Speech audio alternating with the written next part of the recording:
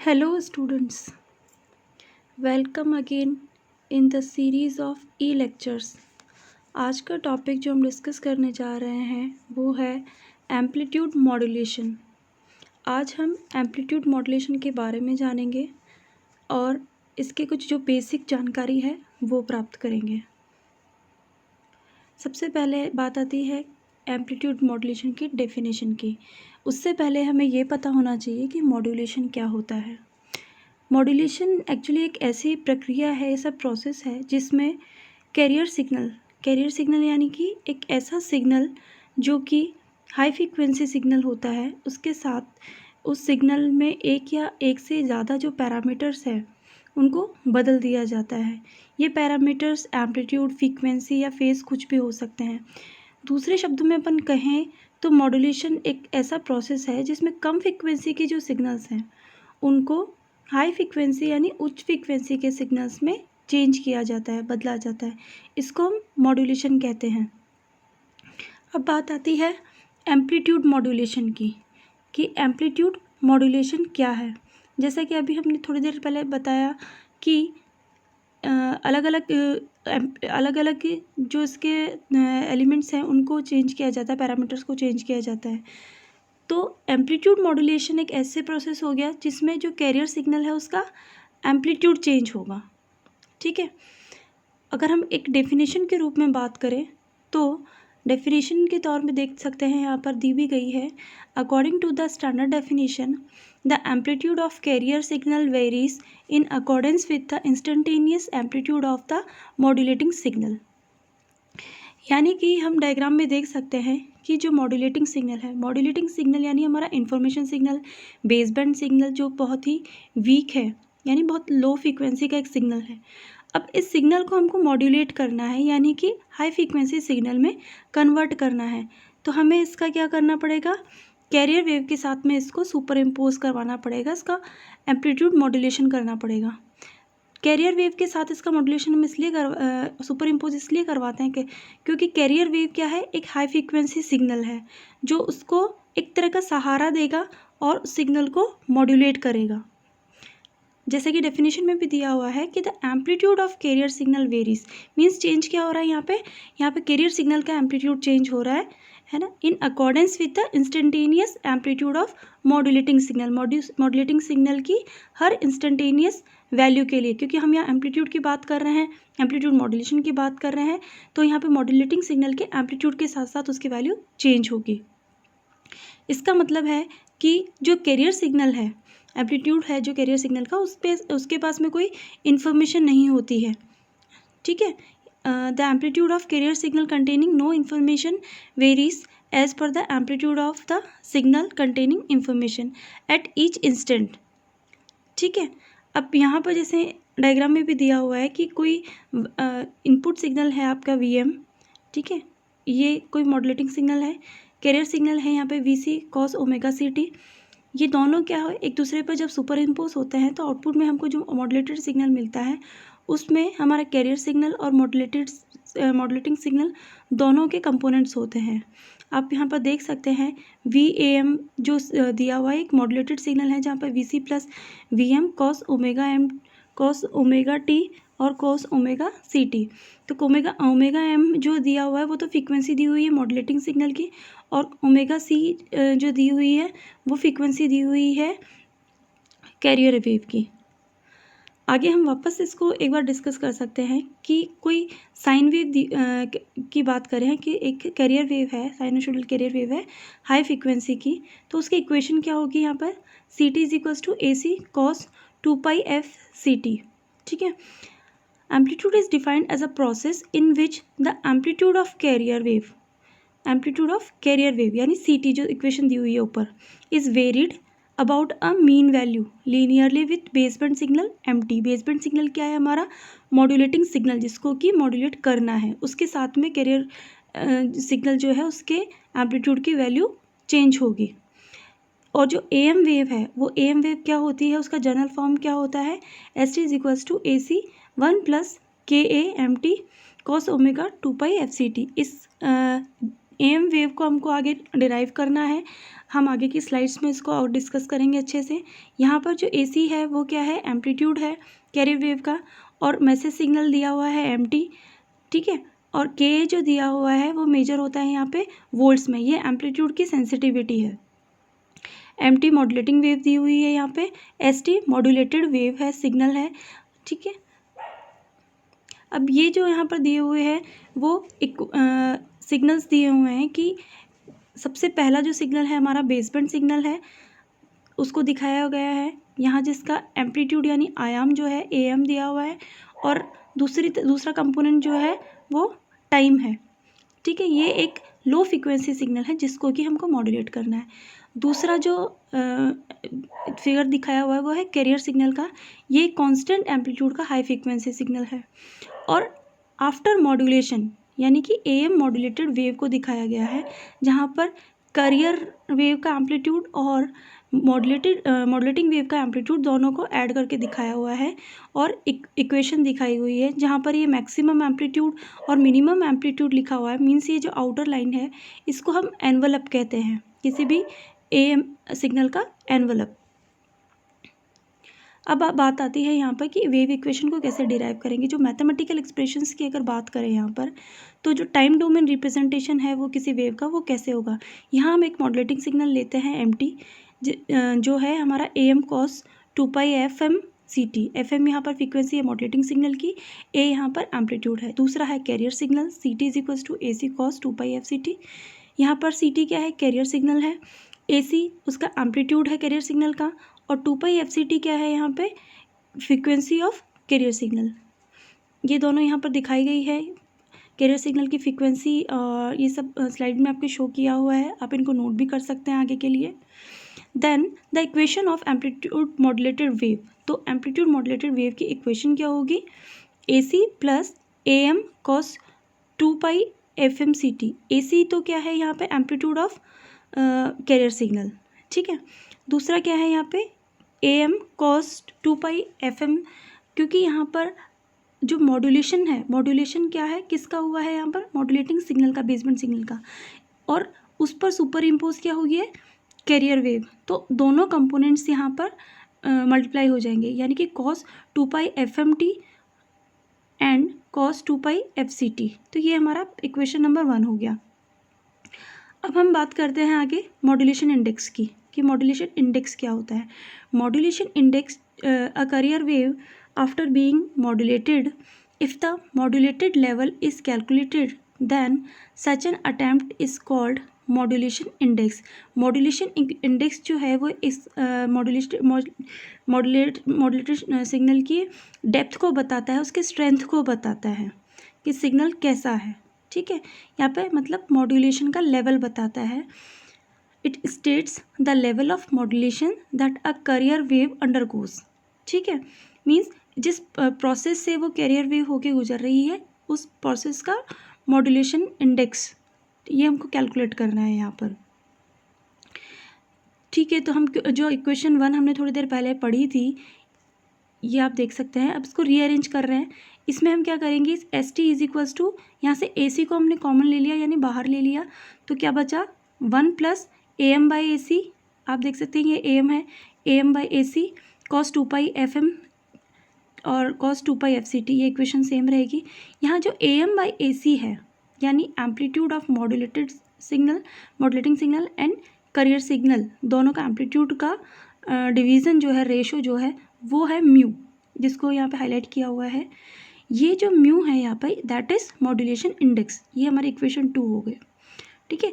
मतलब कि जो मॉड्यूलेशन इंडेक्स है that is the ratio of AM and AC। तो इसको हम दोबारा लिख सकते हैं यहाँ कि mu is equals to AM by AC। Hence we calculate the value of modulation index by using the above formula. इससे हम कैलकुलेट कर सकते हैं when the amplitude of the message signal and carrier signals are known. अगर हमको amplitude पता है message signal का, और मैसेज सिग्नल यानी हमारा मॉड्यूलेटिंग सिग्नल या बेसबैंड सिग्नल, और दूसरा कैरियर सिग्नल, इन दोनों का एम्पलीट्यूड पता है तो मॉड्यूलेशन इंडेक्स कैलकुलेट कर सकते हैं। अब हम एक और तरीके से इसको कैलकुलेट करेंगे। जो दूसरा तरीका है उसमें हम यहाँ क्या करेंगे, मॉड्यूलेशन इंडेक्स की वैल्यू को कैलकुलेट करने के लिए यहाँ पर जो मॉड्यूलेटेड वेव्स हैं, ठीक है, उनके मैक्सिमम और मिनिमम एम्पलीट्यूड्स को कंसीडर करेंगे। अभी जो हमने कैलकुलेशन करी है वो हमने मॉड्यूलेटिंग सिग्नल से और कैरियर सिग्नल से करी है। अब हम बात कर रहे हैं कि किसी मॉड्यूलेटेड वेव का मैक्सिमम और मिनिमम एम्पलीट्यूड अगर हमको पता हो तो हम मानते हैं कि ए मैक्सिमम और ए मिनिमम जो है वो किसी भी मॉड्यूलेटेड वेव का, जो वेव मॉड्यूलेट हो चुकी है, उसका मिनिमम और मैक्सिमम एम्पलीट्यूड है। तो we will get the maximum amplitude of the modulated wave. ठीक है, तो when cos 2 pi F M T is 1। ठीक है, मतलब cos 2 pi F M T जो है इसकी वैल्यू अगर 1 होती है तो हमको क्या है, मैक्सिमम एम्पलीट्यूड मिलेगा। हम ये कंसीडर करके चल रहे हैं अभी। तो ए मैक्सिमम की वैल्यू हो गई ए सी प्लस ए एम। वैसे ही हम यहाँ पर मान के चलते हैं कि मिनिमम एम्पलीट्यूड, क्योंकि हमने सिग्नल हम स्टार्टिंग में जो सिग्नल को देख सकते हैं यहाँ पर, इसकी पीक वैल्यू को कंसीडर करता है हम +1 और जो नीचे आ रहा है सिग्नल उसको हम -1 कंसीडर कर रहे हैं। तो जो मिनिमम वैल्यू हो गई वो -1 हो गई मान लो। ठीक है, तो -1 हो गई यहाँ पर। cos 2 pi F M T is -1। तो ए मिनिमम की वैल्यू हो गई यहाँ पे ए सी माइनस ए एम। अभी जो दोनों वैल्यूज़ हैं यानी इक्वेशन 4 इक्वेशन 5 इन दोनों को ऐड कर देंगे तो हमको क्या मिलेगा, A maximum plus A minimum is equals to A C plus A M plus फिर A C minus A M. ये दो इक्वेशन को ऐड कर दिया। यहाँ पर क्या हो जाएगा, ट्वाइस ऑफ ए सी हमको मिलेगा। ए एम प्लस वाला ए एम और माइनस का ए एम यहाँ पे एक दूसरे से कैंसिल आउट हो जाएंगे। तो ए सी की जो वैल्यू हमको मिली वो क्या मिली, A maximum plus A minimum divided by 2। ये इक्वेशन 6 मिल गई। अगर इसी प्रोसेस को हम दोबारा करेंगे, पहले हमने इक्वेशन 4 और 5 को ऐड किया था, अब उनको हम सब्ट्रैक्ट करेंगे। तो सब्ट्रैक्शन के बाद में हमको क्या मिल रहा है, यहाँ पर वापस ट्वाइस ऑफ ए एम मिल रहा है। ठीक है, अब पहले हमको मिली A maximum plus A minimum की value twice of A C. अब दोबारा मिली सब्ट्रैक्शन के बाद में A maximum minus A minimum is equals to twice of A M. ठीक है, तो ए एम की वैल्यू यहाँ पे क्या निकल के आई, A maximum minus A minimum divided by 2। अब जो इक्वेशन 6 और इक्वेशन 7 है इन दोनों का रेशो जो है वो हम कैलकुलेट करेंगे। ठीक है, अब जो रेशो है वो क्या मिला हमको यहाँ पे कि ए एम बाई ए सी। ठीक है, यानी हमने पहले भी मॉड्यूलेशन इंडेक्स कैलकुलेट किया था, उसमें क्या था कि modulation index is the ratio of amplitude of modulating signal and the amplitude of carrier signal. वही चीज़ सेम यहाँ पर है। तो यहाँ पर कैलकुलेशन से हम देख सकते हैं कि A maximum minus A minimum by 2, उसको डिवाइड करेंगे किससे, A maximum plus A minimum by 2 से। ठीक है, यहाँ 2 से 2 की वैल्यू कैंसिल आउट हो जाएगी, तो म्यू की वैल्यू क्या मिल गई, A maximum by minus A minimum divided by A maximum plus A minimum. ये हमको इक्वेशन 8 मिल गई। तो यहाँ पर हम देख सकते हैं कि जो इक्वेशन 3 और इक्वेशन 8 है वो दो अलग अलग फॉर्मूलाज हैं मॉड्यूलेशन इंडेक्स के, जो कि मॉड्यूलेशन इंडेक्स या मॉड्यूलेशन डेप्थ जो है वो इसको हम परसेंटेज में भी कैलकुलेट कर सकते हैं। अगर यहाँ पर जो वैल्यू दी हुई है परसेंटेज ऑफ मॉड्यूलेशन कैलकुलेट करेंगे, उसको 100 से अगर मल्टीप्लाई कर देंगे तो हमको वैल्यू परसेंटेज में मिल जाएगी। अब हम बात करते हैं कि इस म्यू की वैल्यू यानी मॉड्यूलेशन इंडेक्स की वैल्यू के अकॉर्डिंग हम देखेंगे कि हमारा जो मॉड्यूलेशन है वो अंडर मॉड्यूलेशन वेव मिलती है, अंडर मॉड्यूलेटेड है या ओवर मॉड्यूलेटेड है। ठीक है, सबसे परफेक्ट मॉड्यूलेशन के लिए जो होता है वो मॉड्यूलेशन इंडेक्स की वैल्यू शुड बी 1 और परसेंटेज में बात करें तो इट शुड बी 100, यानी 100% म्यू होगा तो सबसे परफेक्ट मॉड्यूलेशन होगा। और किसी इंस्टेंस पर अगर ये वैल्यू कम हो जाती है मान लो, तो हम यहाँ पर एक पर्टिकुलर वैल्यू को लेके चल रहे हैं कि 0.5 है, यानी कि जो एम्पलीट्यूड मॉड्यूलेटेड सिग्नल है वो अगर 50% है यहाँ पर। ठीक है, तो ये जो फिगर दिखेगा हमको कुछ इस तरह से दिखेगा। मीन्स ये जो एनवलप दिख रहा है, ये जो लेवल दिख रहा है यहाँ पर, वो पूरी तरह से नीचे नहीं आ रहा है।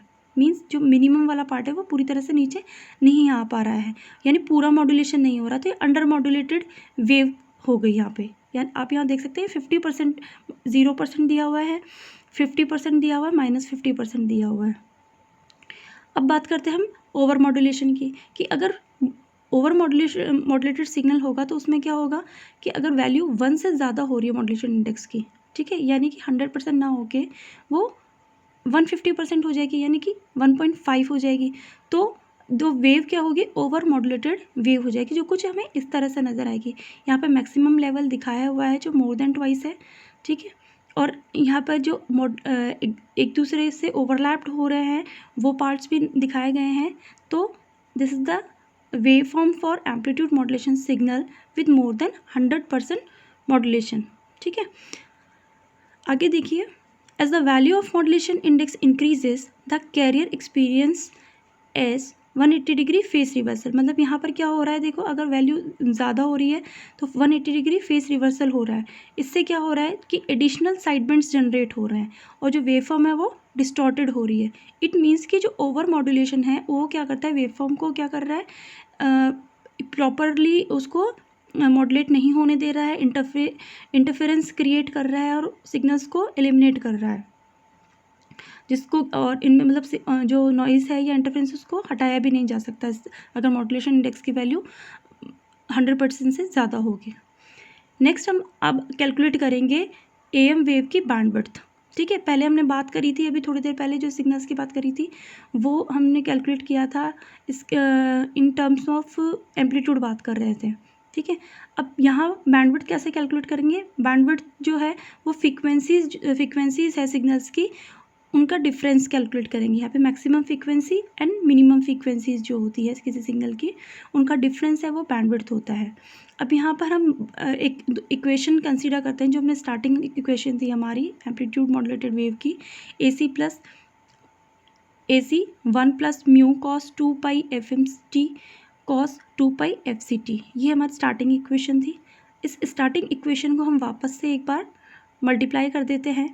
ठीक है, यहाँ ST में ये जो कॉस 2 पाई FCT है इसको स्टार्ट कॉमन लिया हुआ था क्योंकि ये दोनों टर्म्स के साथ मल्टीप्लाई होगा तो AC के साथ भी मल्टीप्लाई हो जाएगा ये, और ये AC को मल्टीप्लाई करके म्यू से मल्टीप्लाई करके अंदर ले आएंगे तो यहाँ पर दो कंपोनेंट फ्रीक्वेंसी के और कैरियर फ्रीक्वेंसी और मॉड्यूलेटिंग फ्रीक्वेंसी दोनों के कंपोनेंट्स यहाँ पर आपको नज़र आएंगे।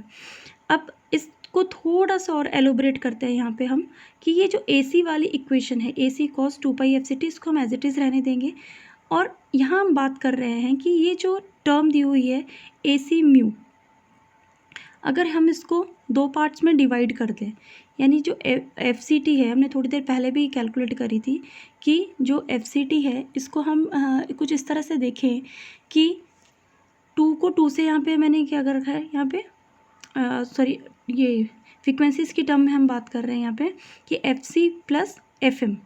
ठीक है, यानी कि क्योंकि हम यहाँ पे डिफरेंस कैलकुलेट कर रहे हैं तो यहाँ पे दो कंपोनेंट्स निकल के आ गए FC प्लस FM। देखिए आप जो हमारा पहले वाला इक्वेशंस थी हम उनमें भी थोड़ा सा इस तरह इसको इक्वेशंस को देख सकते हैं कि फ्रीक्वेंसीज़ की टर्म में बात कर रहे थे यहाँ पे, तो AC की वैल्यू कितनी निकल के आई थी, A maximum plus A minimum निकल के आई थी यहाँ पर।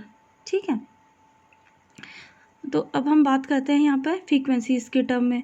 तो अब फ्रीक्वेंसीज़ की टर्म में क्योंकि हम बात कर रहे हैं यहाँ पे, तो वैल्यू क्या है यहाँ पर FC प्लस FM बाई 2। ठीक है, तो यहाँ पर दो कंपोनेंट्स हो गए FC प्लस FM और FC माइनस FM। अब हम बात करेंगे यहाँ की जो एम्पलीट्यूड मॉड्यूलेटेड वेव है उसके अंदर तीन अलग अलग फ्रीक्वेंसीज हो गई, कैरियर फ्रीक्वेंसी, एक अपर साइड बैंड फ्रीक्वेंसी हो गई, एक लोअर साइड बैंड फ्रीक्वेंसी हो गई। तो F मैक्सिमम तो हो गया हमारा FC plus FM, F minimum हो गया FC माइनस FM। तो यहाँ पर क्या करेंगे, जो F मैक्सिमम F मिनिमम की वैल्यू है बैंडविड्थ की स्टार्टिंग इक्वेशन में पुट कर देंगे उस वैल्यू को। तो हमारे पास में क्या होगा कि FC और FC तो एक दूसरे से कैंसिल आउट हो जाएंगे। ठीक है, और FM हमारे इक्वेशन रहेगी। मीन्स किसी भी सिग्नल की जो बैंडविड्थ रिक्वायर्ड होती है एम्पलीट्यूड मॉड्यूलेटेड वेव के लिए वो क्या होगी, मॉड्यूलेटिंग सिग्नल की जस्ट डबल होगी। Means the bandwidth required for amplitude modulated wave is twice the frequency of the modulating signal. आगे के लेक्चर्स में हम इसकी पावर भी कैलकुलेट करेंगे और फ्रीक्वेंसी स्पेक्ट्रम को भी डिस्कस करेंगे। Thank you very much.